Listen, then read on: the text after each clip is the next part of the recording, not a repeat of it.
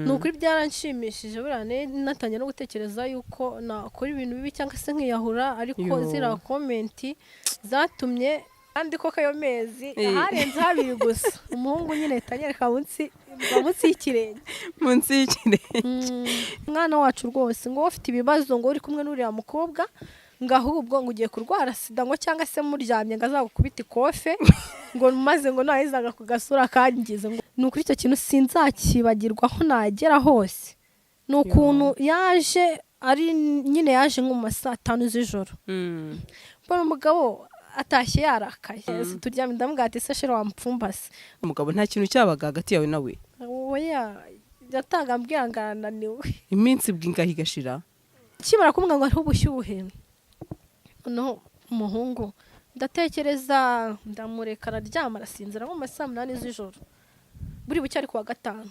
nibwo navuze ati reka ndebe muri telefone ye ndebe yuko hari iki Gasaro TV. Abakunzi ba Gasaro TV tubaye ikaze amerere mu mpande zose z'isi ndabasuje cyane abantu bari mu Rwanda East Africa ndetse n'abari muri diaspora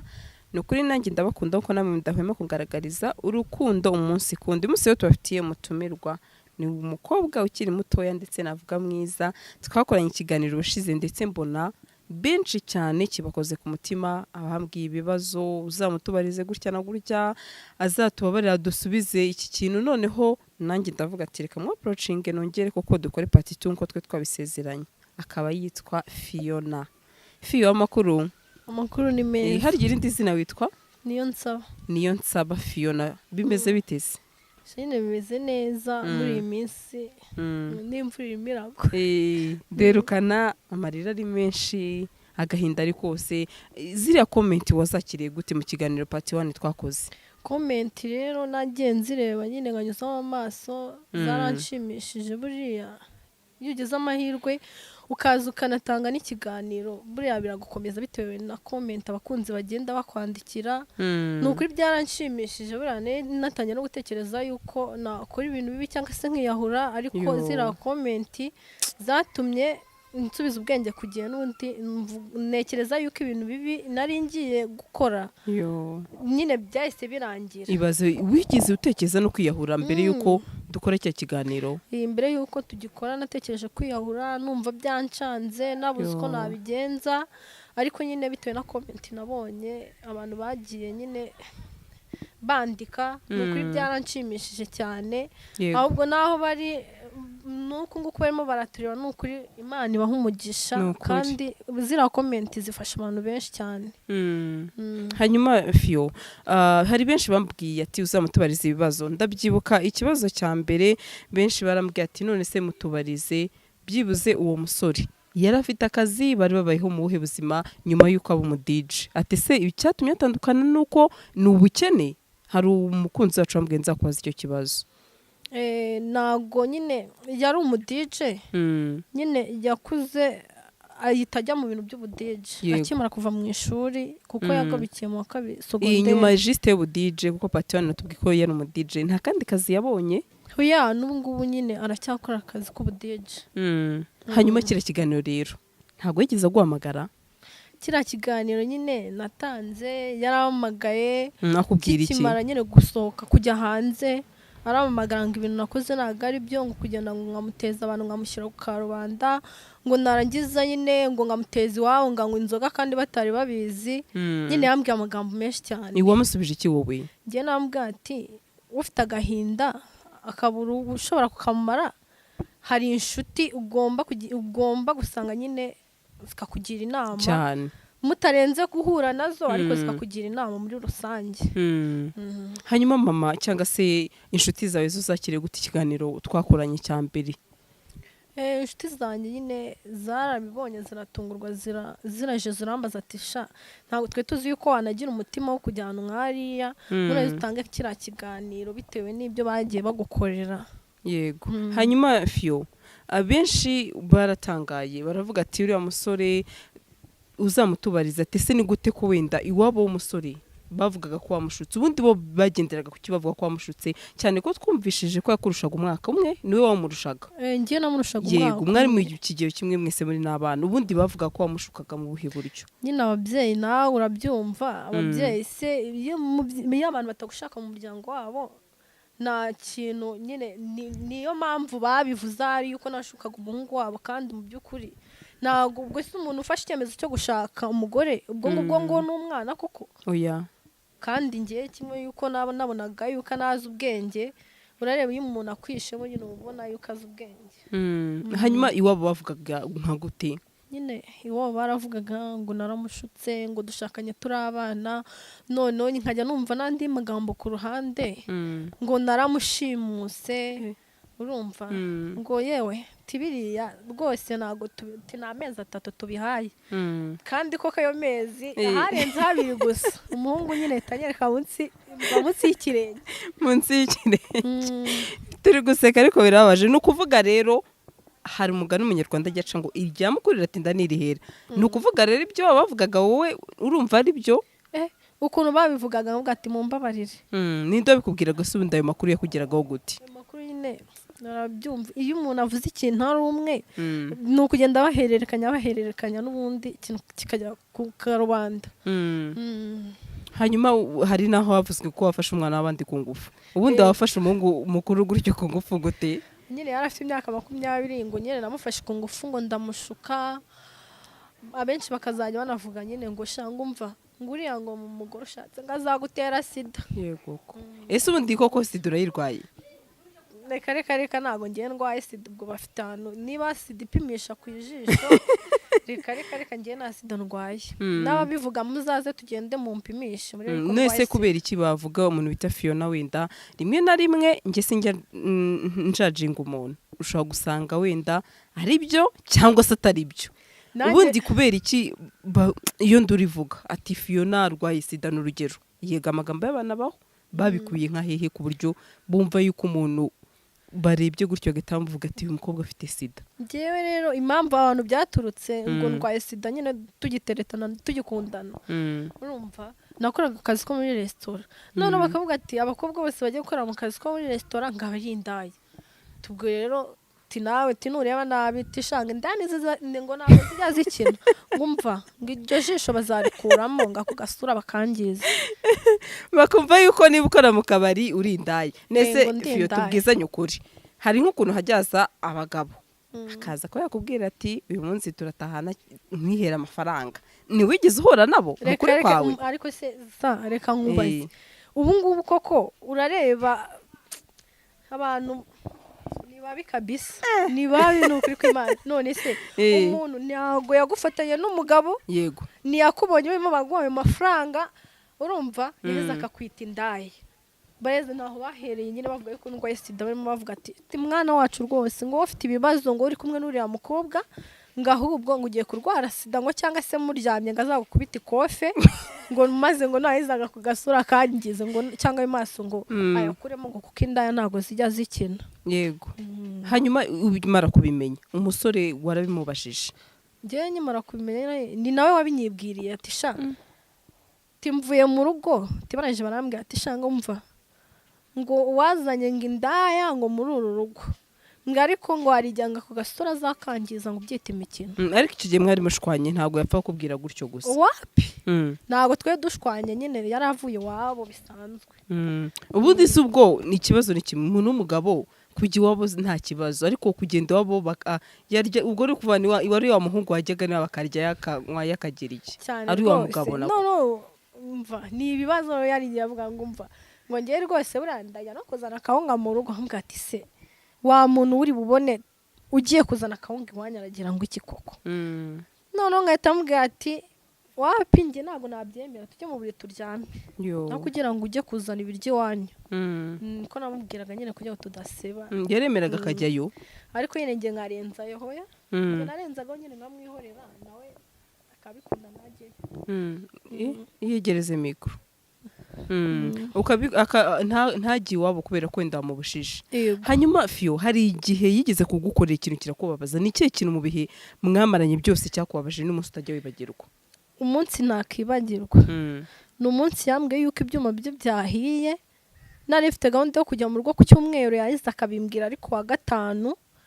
yeza nyine akanshuka akambwira ati rero sheri wanjye ibyuma byahiye, nafashe umwanzuro yuko wataha iwanyu. cyagiye kwirukana. Byanyirukanaga. Hanyuma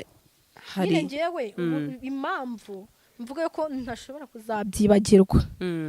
ni ukuri icyo kintu sinzakibagirwa aho nagera hose.